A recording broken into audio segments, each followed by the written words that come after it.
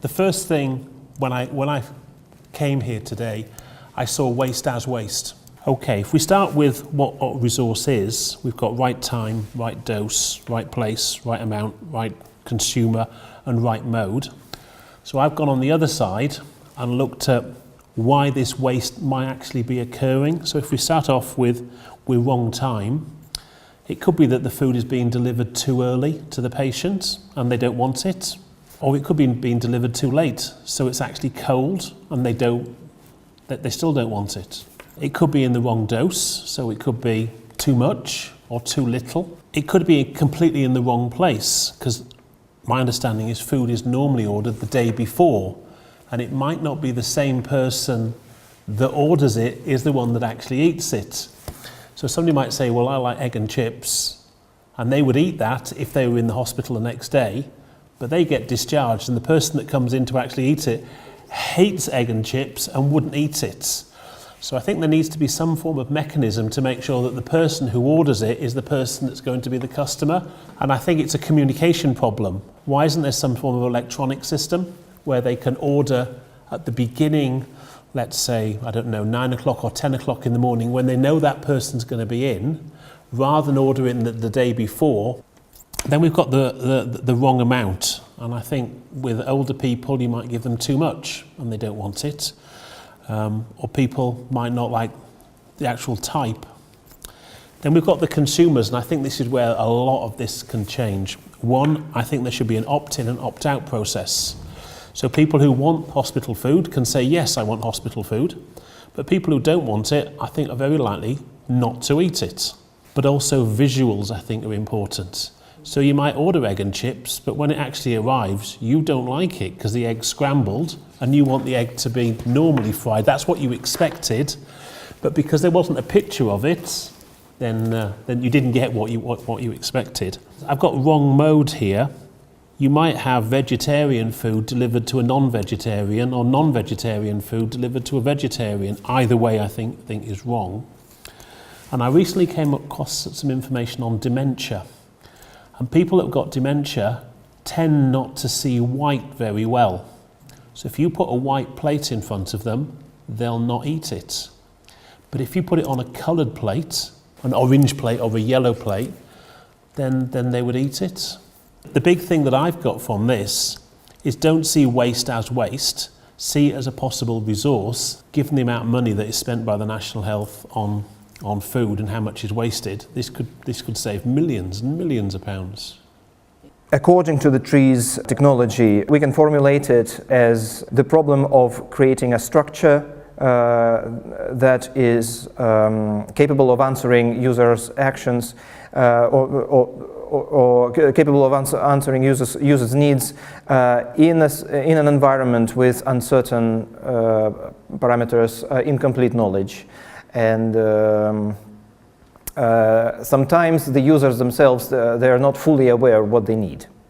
So according to BioTREE's recommendations, we actually could identify a number of principles that could actually give us guidance through the process of solution creation. And that is, I'm thinking of a questionnaire that would guide a user through a set of questions such that they help themselves to find an answer. Ideally, this kind of questionnaire should be as short as possible. It has to cover all possible scenarios. So I'm thinking of a process whereby we have a tree of various answers, and this tree can be of various depth. So it is a questionnaire of dynamically changing depths from customer to customer and dynamically changing widths. So the principles that are relevant to this particular problem are segmentation. In terms of locality, we can think of a tailored solution. Dynamics and parameter change. They can be interpreted as the change in the number of questions as the particular dialogue with the user requires. Periodic action, I think it means in my situation is that we can potentially improve the strategy of asking relevant questions at different times in the process of interaction with the system. Mediator is, well, it's obvious. Self-service is flexible level of detail, so basically, again, overlapping. So I think it's been a very helpful seminar. I decided to have a look at urban water infrastructure, and then specifically at wastewater infrastructure, which is in its current state rather expensive and energy consuming, because the treatment is centralized and therefore the wastewater needs to be transported over long distances. Infrastructure is expensive, and the treatment itself is often also quite expensive because there is a lot of energy required to facilitate the biological degradation of the substances in the wastewater. So what was the matter? What was the problem? There is water being used, which needs to be purified before it can be used in the household, and then it is transported to the wastewater treatment plant. So it would be nice to reduce the amount of water consumed, so that it will also reduce the energy needed to treat it. However, a wastewater treatment plant requires a minimum amount of input in a day, otherwise it cannot function, otherwise it just stops. So this is a contradiction. You need a high load, so to say, on the wastewater treatment plant, otherwise it doesn't work. And you also want a low load because it will save energy and water. So what I tried to work with this matrix, but as said, I ran into trouble with the problem definition, so I just tried some things.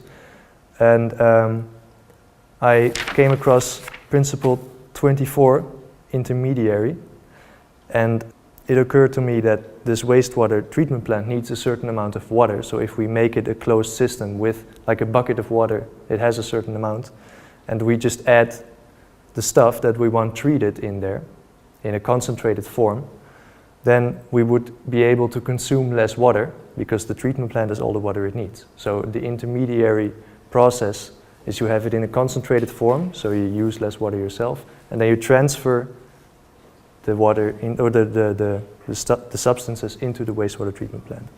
And then there was the issue of energy used to provide oxygen to the bacteria. Usually there are pumps used to blow air into the water, and this is the factor that makes up the highest operating cost for the whole wastewater treatment plant. We need air coming to the bacteria, oxygen, and now we do it by blowing, but what basically also would work is to have a windmill, which is in these times mostly used to generate electricity, and to have it, to use it in the old-fashioned way, as it was used, for example, in the Netherlands to make sea into land, so to pump water away, and to have the rotational energy of the windmill transferred to a rotor. This was one solution coming out of